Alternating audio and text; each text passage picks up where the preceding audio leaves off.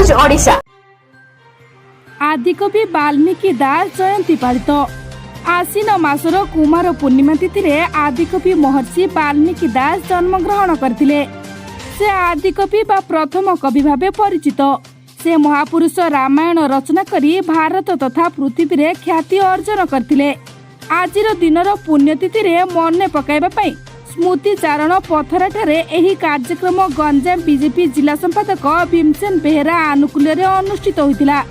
एथिरे सहयोगी बीजेपी राज्य संयोजिका अनुसूचित जाति विजयलक्ष्मी बाला और अन्यमानक मध्यरे ललित बेहेरा, सीता बाला, कुंती जाली, ज्योति बेहेरा, प्रशांत बाला और नीलेन्द्री बेहेरा प्रमुख उपस्थित थिले।